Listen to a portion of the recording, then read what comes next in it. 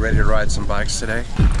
Kind of cramping. He is not stoked. I hope it saves someone's life. I can't answer any more questions. I'm not doing well. Most elite racers have to have a bit of Jekyll and Hyde to them. All right, 30 seconds to start, riders. 30 seconds to start. It's now your world. We're just living in it.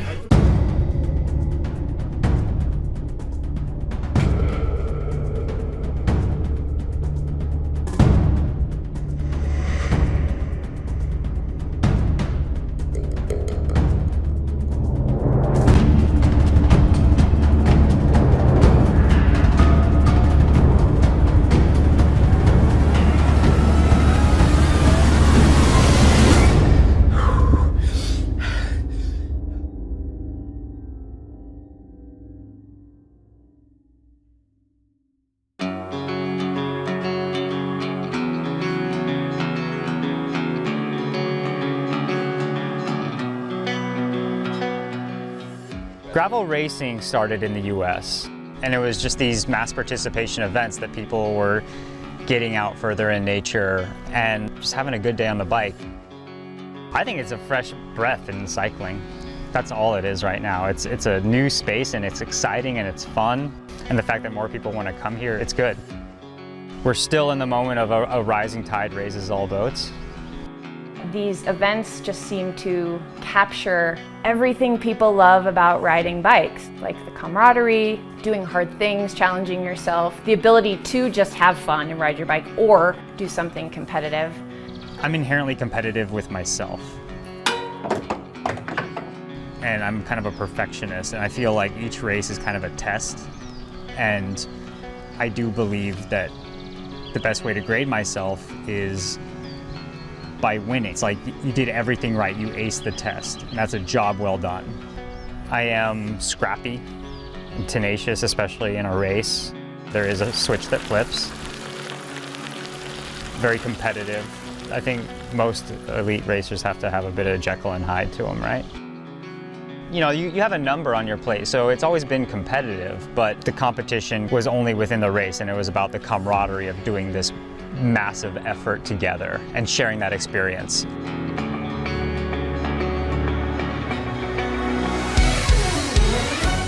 If Pete hasn't told you, he will. He is like the consummate hustler.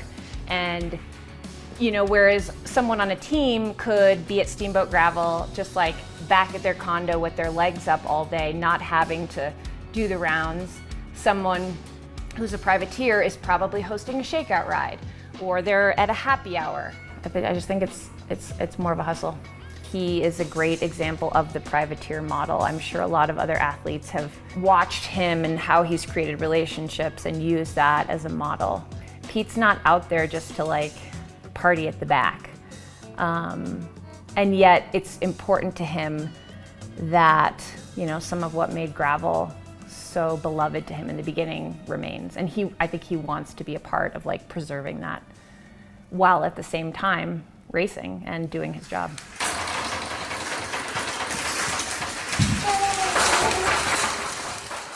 God, twins, it is so hard.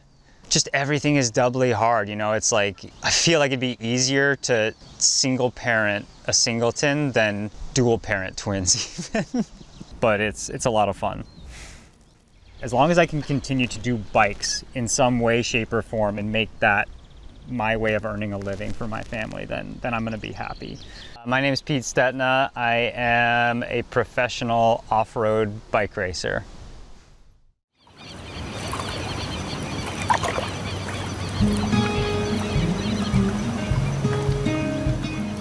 My name is Annika Wade, and I live in Monterey, California. I would say I'm competitive in everything I do. I'm often like challenging myself to win at different things. It was 2021, July 17th. For context, I went up to Angel Fire that weekend to go hang out with like my now partner, Clayton. I hit a jump and I got boosted pretty high, and I could immediately tell something was wrong. My next memories were me on the middle of the trail, face down. I quickly realized after that like I couldn't feel anything from my chest down. It was just void. I kind of liken it to like just a dark black hole. Suddenly everything down below was black. I think for me, like the most important thing was like in the early days, knowing that there were adaptive athletes out there doing amazing things. And then I got connected really early on with an organization called High Fives, and High Fives Foundation like really allowed me to see what was possible. And that's really allowed me to start to feel just more normal and start to figure out like what's possible from this new life and this new perspective. It's so funny because I'm so much more comfortable doing sports than like some of these other aspects of wheelchair life and being in a wheelchair. And sports are what's healing me, and biking is what's healing me, and that's what's like moving me forward. And all of that other stuff and like, you know, all of those other advanced wheelchair skills, like those will come. Like for me, it's most important to like be on the bike and like heal my mind and like heal my soul in that way. When someone handles it like she does, you sort of take for granted what a life-shattering thing it was. For lack of better words, it's incredibly inspiring. Howdy, how's it going? Good, how are you? Pretty good, just getting ready to go on a ride. I think we have like a 60 minute kind of like zone 2, zone 3 ride, so yeah. And are you getting 3 days on the bike a week or 4 or what? 3, and then I think I got 4 last week. I think we bumped it up to like 1 extra day. So for SBT GRVL, I am taking training really, really seriously. This year I will be competing in the para category for 37 miles, which allows e-assist. So my Bowhead RX is gonna be right there and the perfect piece of equipment to tackle that terrain. Yeah, let's go. We just gotta go hard. I go the hardest. I bring the pain. Not what you used to. It's all part of the game. Yeah, I just gotta go hard. I crank this bike and it gives me up to 4x of my power, but there's no throttle, there's no like go mode, like it's all human input. I think we're gonna start to see a real big emerging class of elite athletes, right? So not just folks that are showing up for the weekend, but like professional athletes that make their living on para gravel and like para off-road cycling.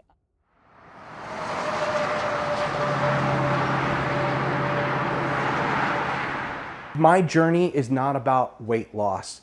It's way more than that. And cycling saved my ass. Shabbat Shalom. Shabbat Shalom. Shabbat Shalom. Ooh, Yeah. ew. I'm a little sweaty.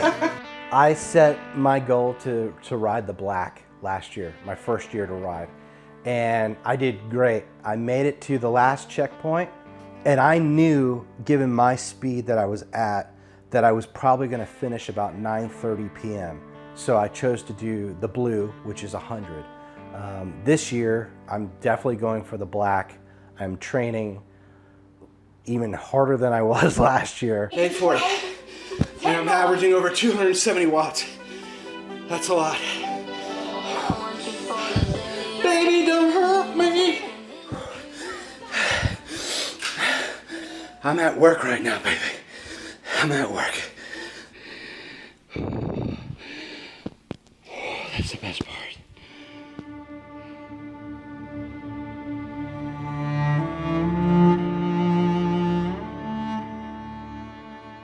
In July of 2016,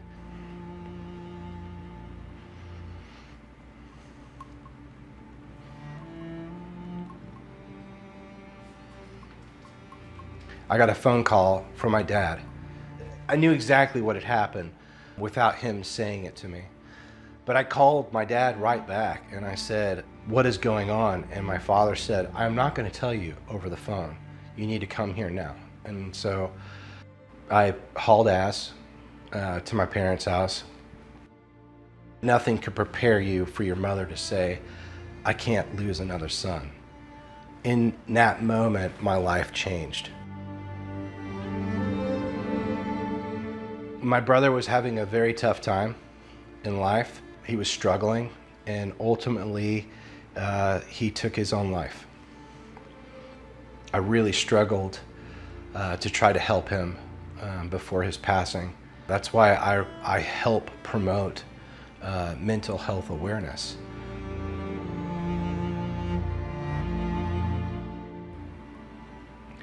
You know, it's hard enough to bury a sibling, but it's difficult to watch your parents go through that.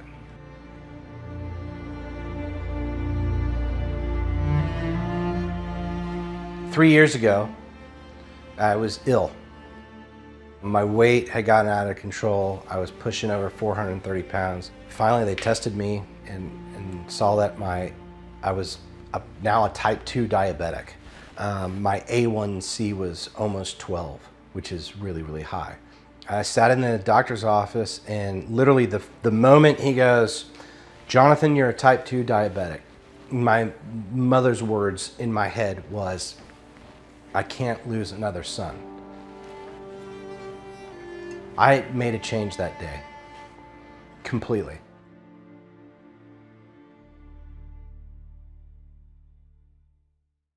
My family and I went to stay with my parents in Galveston. It's an island not too far from Houston. And I took my mountain bike.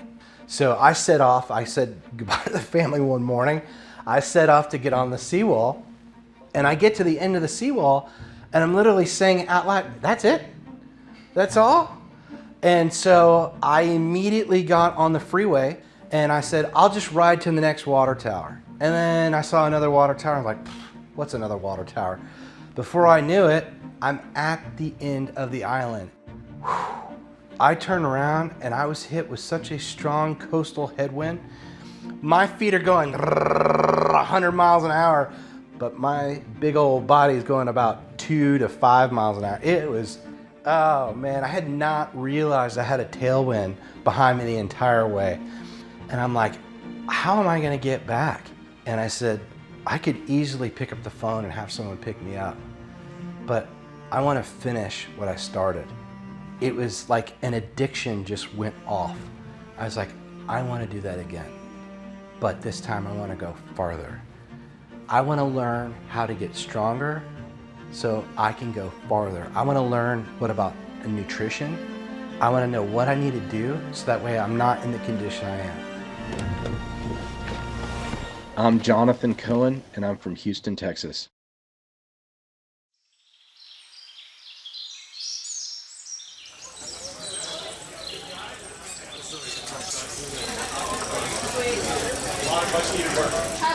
I'm Wayne Smith, or Big Tall Wayne, and I'm Peter Stetton's mechanic. I'd be pretty thrilled. This one's been on his list and something he's wanted for a long time. SBT is one of the biggest races in the gravel calendar. Really it is. And it's one of those races that can make your season. If you win it, your season's made.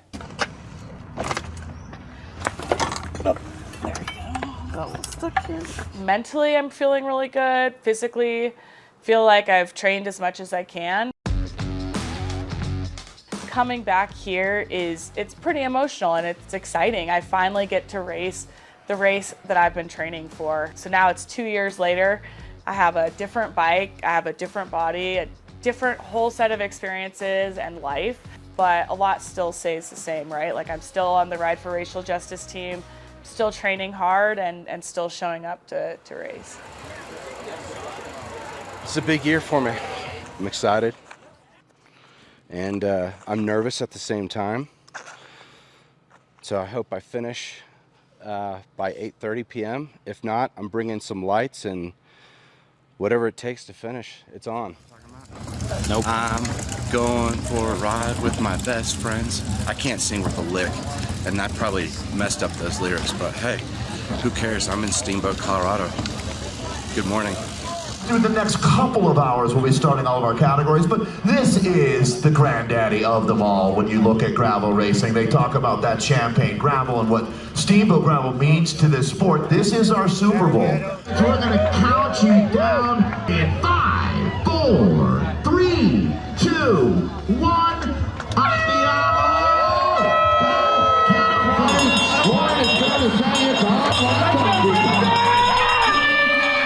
So the black course is 142 miles. It's like maybe 10,000 feet of climbing. It's rolling, it's up and down. The climbs aren't necessarily steep, but they come sort of late in the race and they feel horrible. There's one extremely dominant racer all season by the name of Keegan Swenson, and he's pretty much won everything. And he's kind of untouchable at the moment. The question is almost how to beat Keegan, and then you will win the race. It's more about playing chess almost, and actually manipulating the race and the other racers to make those cards fall in your favor. It's about making sure that the other riders show up to those final hills fucked.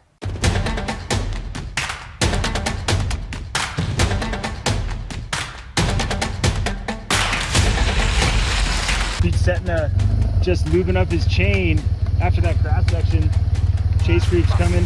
Okay, go, go, go. Pete is not stoked. Apparently Pete had a little bit of a chain issue at one point.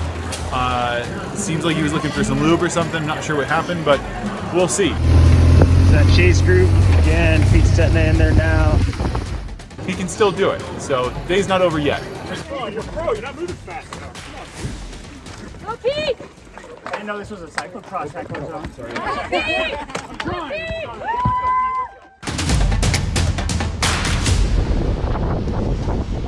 As a para-athlete that rides a recumbent trike, there are different things and different challenges I encounter. So one of them being that I'm lower to the ground, and so I don't have the same vantage point as other athletes that are on upright bikes. They might be able to see features a lot further out and start to plan and strategize for those things, whereas I can't see them. I need to be a little bit more thoughtful around entering more narrow or, steep, narrow turns.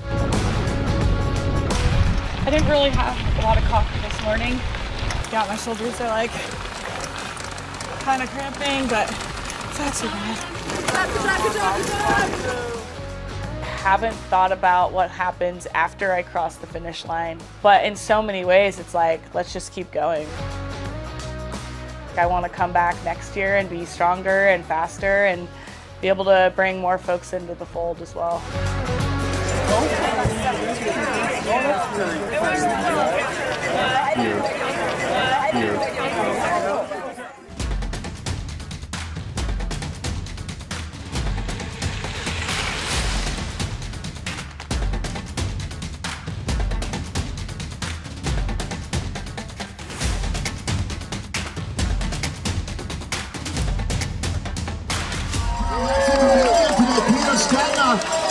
How about that? We actually caught third place on the line, but didn't quite get around them. Like literally on the line. I ended up fourth on the day. So yeah, all things considered, it's a victory. Yeah, I'll be back every year.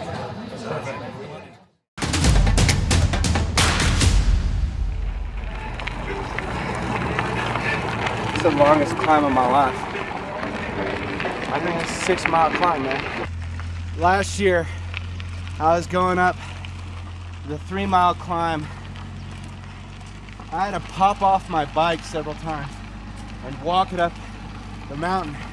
A year later, I got up that mountain without hopping off my bike and pushing it. That's a big win for me, baby. That's a huge win. And right now, if someone's watching this and they say can't do it, fuck that. You can.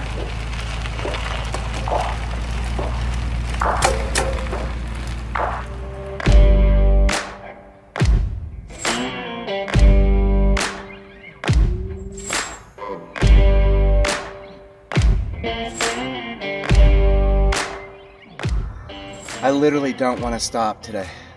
I want to finish this thing. You know, it's awesome that I'm the ambassador this year, but I don't know what tomorrow's gonna bring. I don't know if I'm gonna be here next year. Just pedal the motherfucker out, right? Can't put that on TV. Oh, Lord Jesus, I'm Jewish too. All right, I'm gonna go to the rest stop. Woo!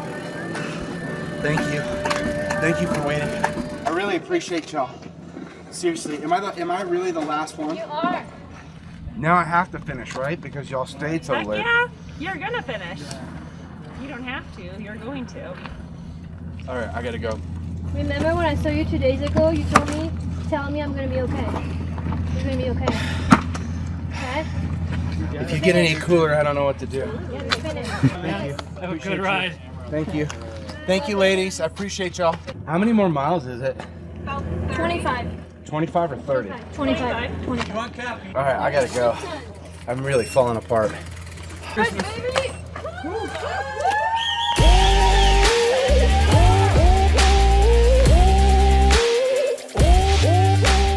We gotta be back by 8:30 because that's when we pull the volunteers out. It's gonna be a really hard conversation if he's not gonna be able to get back here by 8:30. I don't want to put pressure on him, but I have a feeling we will, so we'll just keep our fingers crossed.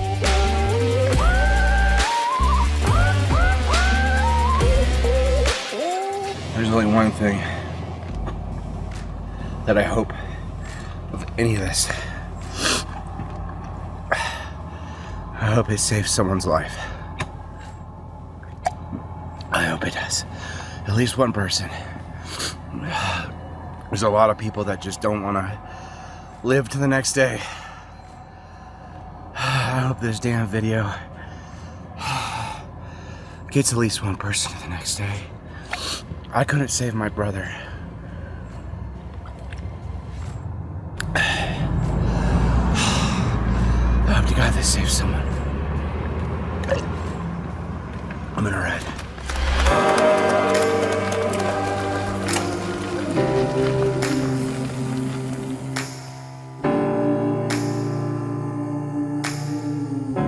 The question that was asked to me that really was like an eye-opening question: who do you envision being at the finish line?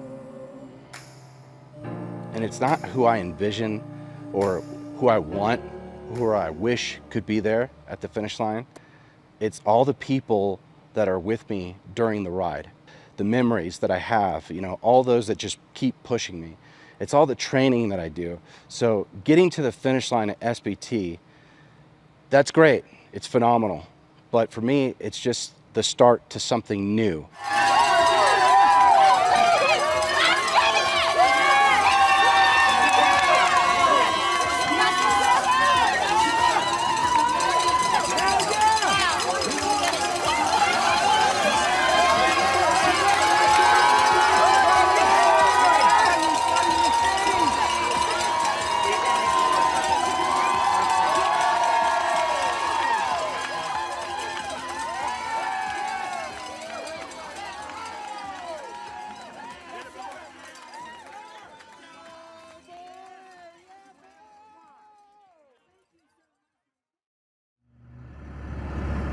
I have lost my mind. But this is beautiful. Look at this.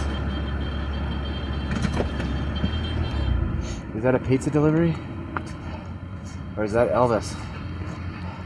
It's Elvis. This one's for you, bud. Oh, are you kidding me? Bill McCoy? Shut up. Get over here and give me a hug, you son of a bitch. I love you, man. How are you doing, buddy? I just went up this thing. I gotta park this guy. Come on.